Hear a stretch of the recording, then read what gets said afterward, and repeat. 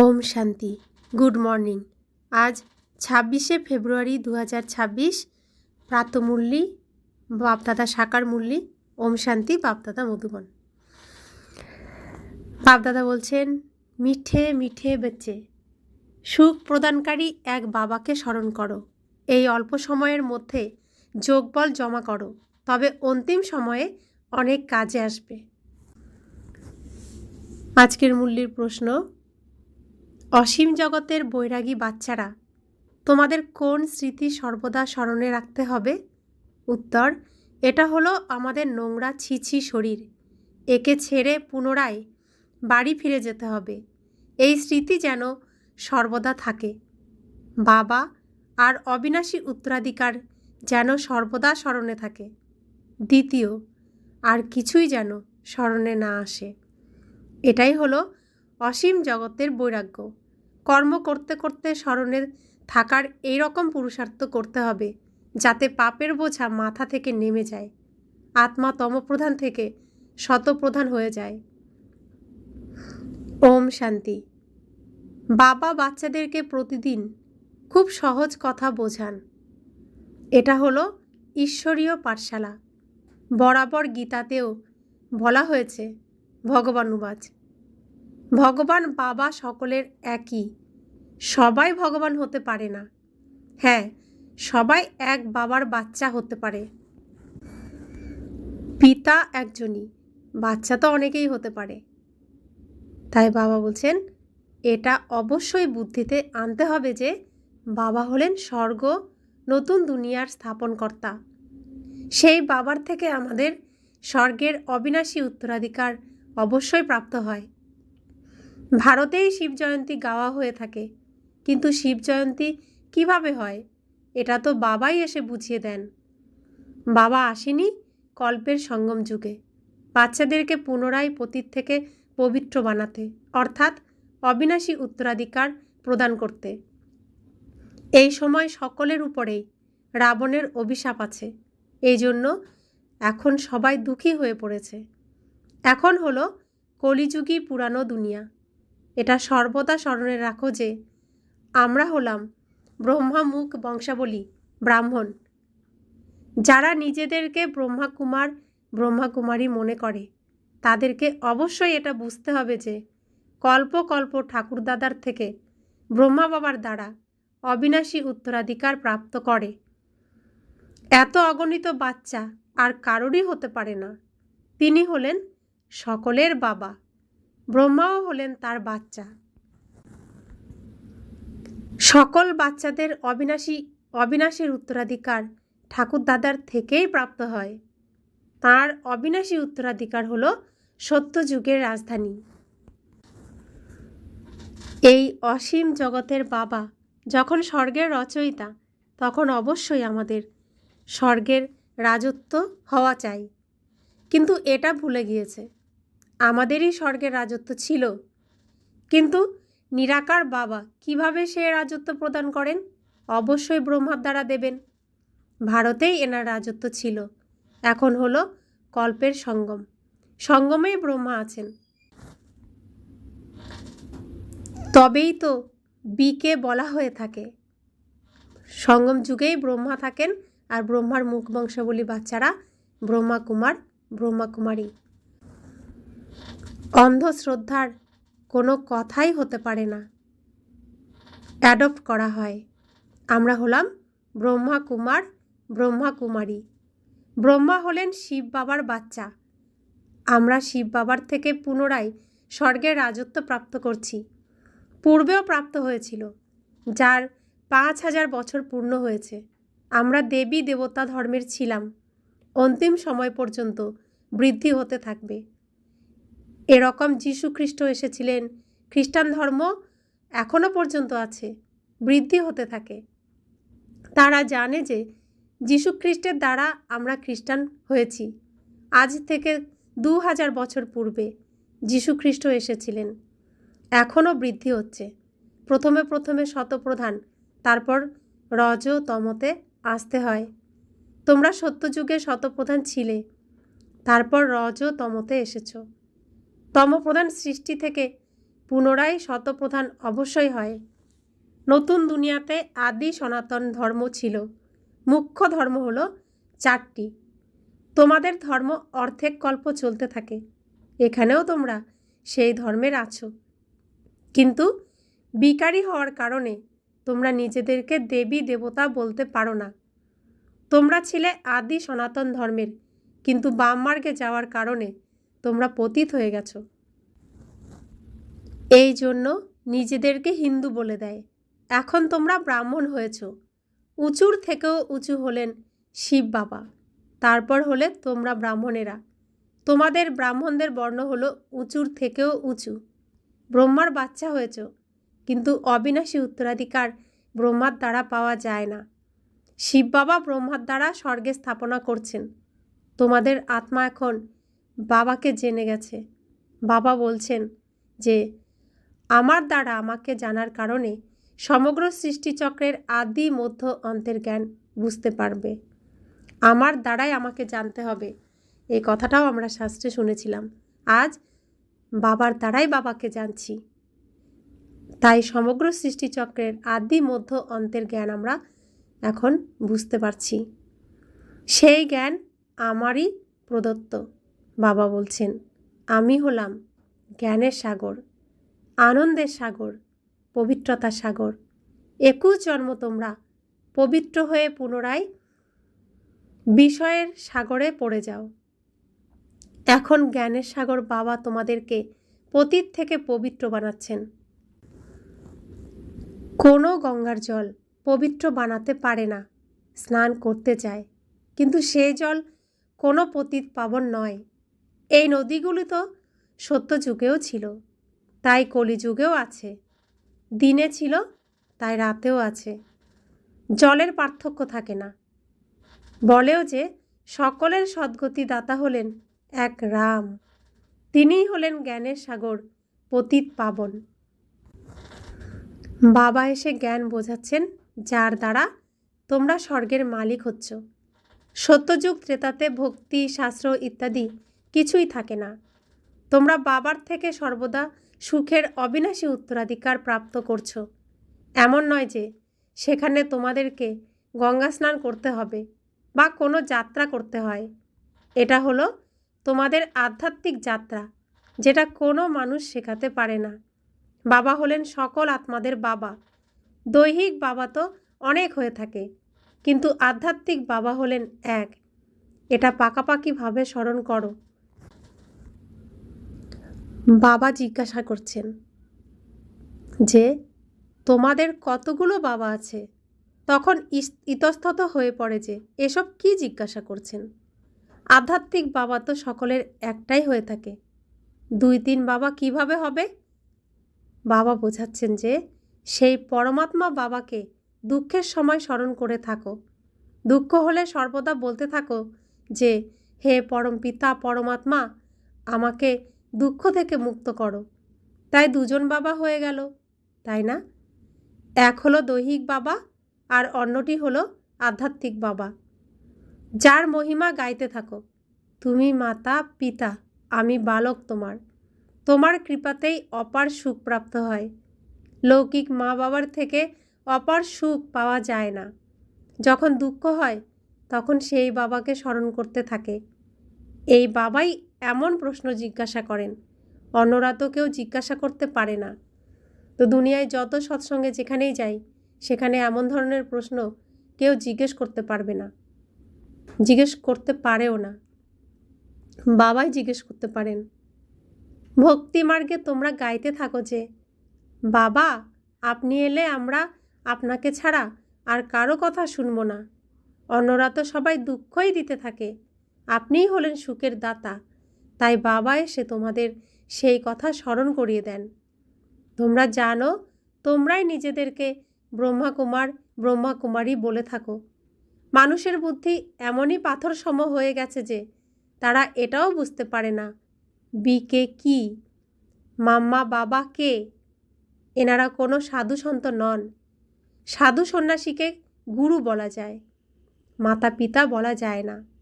এই বাবা তো এসে দৈবী ধর্মের রাজ্য স্থাপন করছেন। যেখানে এই লক্ষ্মীনারায়ণ রাজা রানী রাজ্য করেছিলেন। প্রথমে পবিত্র ছিলেন, পরে অপবিত্র হয়ে গেছেন। যারা পূজ্য ছিলেন তারাই পুনরায় 84 জন্ম গ্রহণ করেন। প্রথমে অসীম জগতের বাবার থেকে 21 জন্মের সুখের অবিনাশী উত্তরাধিকার প্রাপ্ত হয়। কুমারী সে যে 21 কুলের উদ্ধার করে, এটা তোমাদেরই গায়ন আছে। তোমরা হলে কুমারী, গৃহস্থী নও। যদিও বয়সে বড়, কিন্তু জীবিত থেকেও কলিযুগী দুনিয়ার থেকে মৃত হয়ে সবাই বাবার বাচ্চা, বাবার বাচ্চি হয়েছ। প্রজাপিতা ব্রহ্মার অনেক বাচ্চা আছে, আরও বৃদ্ধি হতে থাকবে। তারপর এরা সবাই দেবতা হবে।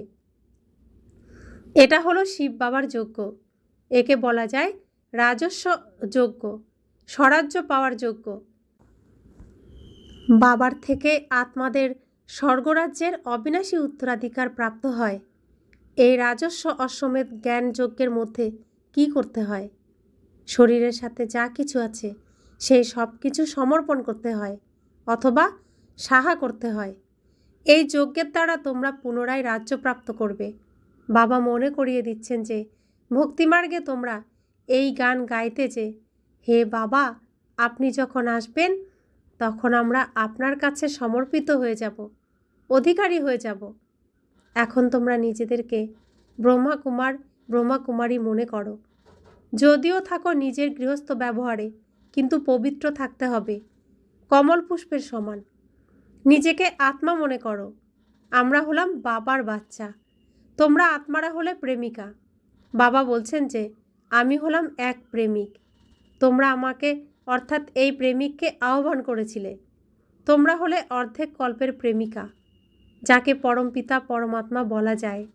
তিনি হলেন নিরাকার। আত্মাও হলো নিরাকার, যে এই শরীরের দ্বারা পার্ট প্লে করছে। ভক্তিমার্গেও তোমাদের পার্ট প্লে করতে হয়। ভক্তি হলোই রাত। অন্ধকারে মানুষ ধাক্কা খেতে থাকে। দাপর থেকে শুরু করে তোমরা ধাক্কা খেয়ে এসেছো। এই সময় তোমরা মহা দুঃখী হয়ে গেছো। এখন পুরানো দুনিয়ার অন্ত হবে। এই পয়সা ইত্যাদি সব কিছুই মাটিতে মিশে যাবে। সে কোটিপতি হোক কিংবা রাজা। বাচ্চার জন্ম হলে মনে করে এই ধন আমার বাচ্চার জন্য, আমার পুত্র পৌত্র ভোগ করবে। বাবা বলেন যে কিছুই ভোগ করতে পারবে না, কারণ এই দুনিয়াই তো শেষ হয়ে যাবে। আর বাকি কিছু সময় অবশিষ্ট আছে।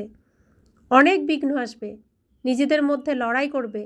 অন্তিম সময়ে এমন লড়াই করবে যে রক্তের নদী বয়ে যাবে। তোমাদের তো কারো সাথে লড়াই করতে হয় না, তোমরা যোগ বলে থাকো। তোমরা স্মরণের যাত্রায় থাকলে যদি কেউ খারাপ সংকল্প নিয়ে তোমাদের সামনে আসে, তো তার ভয়ঙ্কর সাক্ষাৎকার হয়ে যাবে আর দ্রুত পালিয়ে যাবে। তোমরা শিব বাবাকে স্মরণ করবে আর তারা পালিয়ে যাবে। যারা পাক্কা বাচ্চা হবে এই পুরুষার্থ করবে যে আমার তো এক শিব বাবা, দ্বিতীয় কেউ নেই। বাবা বোঝাচ্ছেন যে হাত দিয়ে কাজ করো আর হৃদয় দিয়ে বাবাকে স্মরণ করো। বাচ্চাদেরকে ঘরকেও সামলাতে হবে, কিন্তু তোমরা আত্মারা বাবাকে স্মরণ করো, তো পাপের বোঝাও মাথা থেকে নেমে যাবে। কেবল আমাকে স্মরণ করো, তো তোমরা তমপ্রধান থেকে শতপ্রধান হয়ে যাবে, কিন্তু নম্বরের ক্রমে, পুরুষার্থ অনুসারে। তারপর তোমরা সবাই এই শরীর ত্যাগ করবে। বাবা সকল আত্মাদেরকে মশার ঝাঁকের মতো করে নিয়ে যাবেন। বাকি সমস্ত দুনিয়াকে শাস্তি ভোগ করতে হবে। ভারতে বাকি অল্প কিছু আত্মা গিয়ে থাকবে, তাদের জন্যই এই মহাভারত লড়াই হবে। এখানে তো অনেক বৃদ্ধি হবে। প্রদর্শনী, প্রজেক্টর ইত্যাদির দ্বারা অনেকে শুনবে। তারা প্রজা হয়ে যাবে। রাজা তো একজনই হয়, বাকি সকলে হয় প্রজা। মন্ত্রীও প্রজার লাইনে এসে যায়। অনেক প্রজা হয়ে থাকে। এক রাজার 1 লক্ষের মতো প্রজা হয়ে থাকে। তাই রাজা রানীকে পরিশ্রম তো করতেই হবে। বাবা বলেন সব কিছু করেও নিরন্তর আমাকে স্মরণ করো। তো বাবা আমাদের কিভাবে রাজ্য বিস্তার করাচ্ছেন? আমরা যত বাবার পরিচয় দিতে থাকব, তত আমার রাজ্য বৃদ্ধি পেতে থাকবে। বাবা বলছেন তুমি রাজ্য বিস্তার করো, সব কিছু করো, কিন্তু নিরন্তর আমাকে স্মরণ করো। যেরকম প্রেমিক প্রেমিকারা হয় তাদের মধ্যে শারীরিক ভালোবাসা থাকে, বাচ্চারা এই সময় তোমরা হলে প্রিয়তমা। তোমাদের প্রেমিক এসে গেছেন, তোমাদেরকে পড়াচ্ছেন, পড়তে পড়তে তোমরা দেবতা হয়ে যাবে। স্মরণের দ্বারা বিকর্ম বিনাশ হবে আর তোমরা সদাকালের জন্য নিরোগী হয়ে যাবে। এছাড়াও 84 চক্রকেও স্মরণে রাখতে হবে। সত্যযুগে এত জন্ম, ত্রেতাতে এত জন্ম। আমরা দেবী দেবতা ধর্মের আত্মারা সম্পূর্ণ 84 চক্র লাগিয়েছি। পরবর্তীকালে তোমাদের অনেক বৃদ্ধি হবে। তোমাদের সেন্টারের সংখ্যা হাজারের মতো হয়ে যাবে।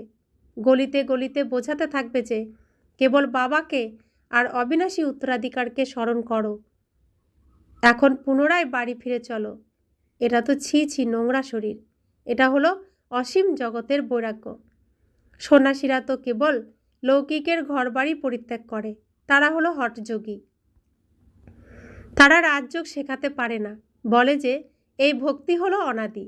বাবা বলেন এই ভক্তি তো দাপর থেকে শুরু হয়। 84 সিঁড়ি অতিক্রম করে তোমরা এখন তমপ্রধান হয়েছ। তোমরাই দেবী দেবতা ছিলে। খ্রিস্টানরা বলবে যে আমরাই খ্রিস্টান ছিলাম। তোমরা জানো যে আমরা সত্যযুগে ছিলাম। বাবা দেবী দেবতা ধর্ম স্থাপন করেছিলেন।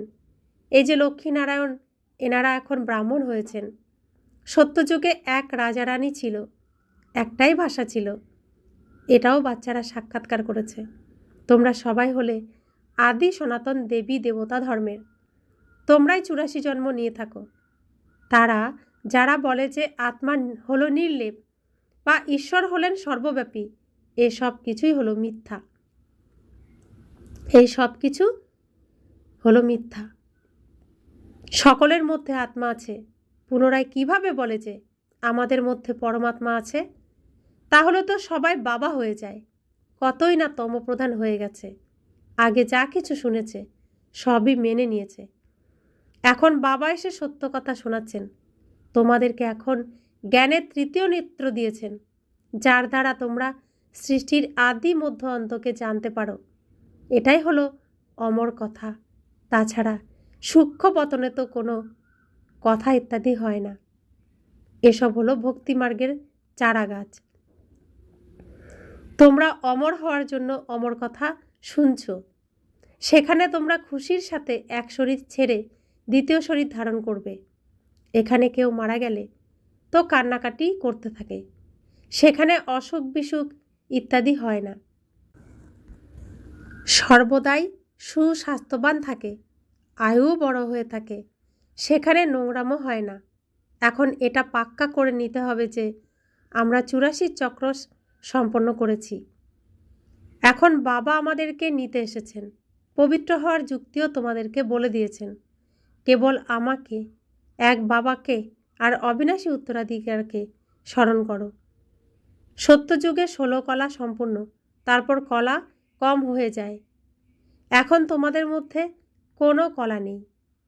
বাবাই দুঃখ থেকে মুক্ত করে সুখের রাজ্যে নিয়ে যাচ্ছেন। এজন্য তাঁকে মুক্তিদাতা বলা যায়। সবাইকে নিজের সাথে করে নিয়ে যাবেন। তোমাদের গুরু থোড়াই তোমাদেরকে সাথে নিয়ে যাবেন। সেই গুরু চলে গেলে তো তার শিষ্যরা সেই গতিতে বসে। তারপর তো শিষ্যদের মধ্যে অনেক গণ্ডগোল হয়ে যায়। গদিতে বসার জন্য নিজেদের মধ্যে লড়াই করতে থাকে।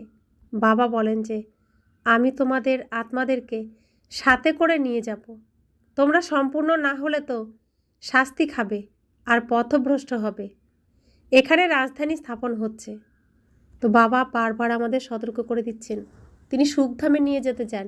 তিনি শ্রীকৃষ্ণের সাথে আমাদেরকে রাখতে চান। আমরা শ্রীকৃষ্ণের সাথে থাকলে, তার পালনায় থাকলে বাবা নিশ্চিন্ত। তাই বাবা বলছেন তোমরা তাড়াতাড়ি সম্পূর্ণ না হলে তো শাস্তি খেতে হবে। শাস্তি খেয়ে সম্পূর্ণ হতে হবে। তাতে পথভ্রষ্ট হবে, পদও কম হবে। এখন তো রাজধানী স্থাপন হচ্ছে, তাই পরিশ্রম তো করতেই হবে আমাদের। अच्छा, मीठे मीठे सिकिला दे बच्चों प्रति माता पिता बाप दादा का याद प्यार और गुड मॉर्निंग। रूहानी बाप की रूहानी बच्चों को नमस्ते। हम रूहानी बच्चों की रूहानी माता पिता बाप दादा को याद प्यार गुड मॉर्निंग और नमस्ते नमस्ते नमस्ते। शुक्रिया बाबा, शुक्रिया बाबा, शुक्रिया। ধারণার জন্য মুখ্য সার, স্মরণের এমন অভ্যাস করতে হবে যে খারাপ চিন্তা করা আত্মারা সামনে আসতেই পরিবর্তন হয়ে যাবে। আমার তো এক শিব বাবা, দ্বিতীয় কেউ নেই, এই পুরুষার্থ করতে হবে। দ্বিতীয় ধারণা, স্বরাজ্য প্রাপ্ত করার জন্য শরীর সহ যা কিছু আছে সে সব কিছু সহ সমর্পিত হয়ে যেতে হবে। স্বরাজ্য প্রাপ্ত করার জন্য শরীর সহ যা কিছু আছে সে সব কিছু সহ সমর্পিত হয়ে যেতে হবে। যখন এই রুদ্রযজ্ঞে সব কিছু সহা করবে তখন রাজ্যপদ প্রাপ্ত হবে। বরদান, সহ্য শক্তির বিশেষত্বের দ্বারা অন্যদের সংস্কারগুলিকে পরিবর্তনকারী দৃঢ় সংকল্পধারী ভব। যেরকম ব্রহ্মা বাবা জ্ঞানী আর অজ্ঞানী আত্মাদের দ্বারা ইনসাল্ট সহ্য করে তাকে পরিবর্তন করেছিলেন, এরকম ফল ফাদার করো। এর জন্য নিজের সংকল্পে কেবল দৃঢ়তা ধারণ করো। এটা চিন্তা করো না যে কতখানি হবে, কেবল প্রথমে একটু মনে হবে যে কিভাবে হবে, কতখানি সহ্য করব। কিন্তু যদি তোমাদের জন্য কেউ কিছু বলেও থাকে, তোমরা চুপ থাকো, সহ্য করে নাও, তাহলে সেও পরিবর্তন হয়ে যাবে। কেবল হৃদয় বিদীর্ণ হও না। বাবা বলছেন তোমরা হৃদয় বিদীর্ণ করো না, হৃদয় বিদীর্ণ হয়েও না। কেউ যদি কিছু বলেও আর একটু তুমি চুপ করে সহ্য করে ফেলো, তাহলে সেও পরিবর্তন হয়ে যাবে। স্লোগান, সঙ্গমে সহ্য করে নেওয়া, ঝুঁকে যাওয়া, এটাই হলো সবথেকে বড় মহানতা। সঙ্গমে সহ্য করে নেওয়া, ঝুঁকে যাওয়া, এটাই হলো সবথেকে বড় মহানতা। অব্যক্ত ইশারা, একতা আর বিশ্বাসের বিশেষত্বের দ্বারা সফলতা সম্পন্ন হও। বাপদাদা চান যে বাচ্চাদের প্রথমে সাথীদের মধ্যে সেবাতে বায়ুমণ্ডলে একতা হোক, তারপর এক বল এক ভরসা এক মত হলে তবে সেবাতে সফলতা পাবে। যেরকম নারিকেল ফাটিয়ে রিবন কেটে উদ্ঘাটন করো, এই রকম এক মত এক বল এক ভরসা আর একতার রিবন কাটো, আর তারপর সকলের সন্তুষ্টতা প্রসন্নতার নারিকেল ফাটাও। এই জল ধরণীতে ঢালো, তারপর দেখো সফলতা কত হবে। তো বাবা আমাদের বারবার বলছেন, বাবা এসেছেন সম্পূর্ণ বিশ্বকে এক পরিবার বানাতে। এক বিশ্ব, এক পরিবার, এক জাতি, এক ধর্ম, এক দেশ, এক ভাষা, এক পিতার আমরা সন্তান, সকলে ভাই ভাই। তো বাবা দেখে যেতে চান যেখানে একই মত, একই ধর্ম, একই পরিবার স্থাপন হয়েছে। তো সম্পূর্ণ বিশ্ব এক পরিবার। বাবার বানানোর এই সেবা, এই নাটক, তিনি এই পৃথিবীতে এই নাটকে অভিনয় করছেন। তো তার সাথে সাথে আমাদের তার মতে চলে এক দেশ, এক জাতি, এক ভাষা, এক ধর্ম, এক কুল, একই পরিবার, এটা আমাদের এখানে গড়তে হবে। বাবার সহযোগী হতে হবে। আমরা সুসন্তান, আজ্ঞাকারী সন্তান, বাবার রাইট হ্যান্ড বাচ্চা। আমরা করব না তো কে করবে? আমাদেরকেই বাবার সহযোগী হয়ে এক মত এক ধর্মে আসতে হবে। ওম শান্তি।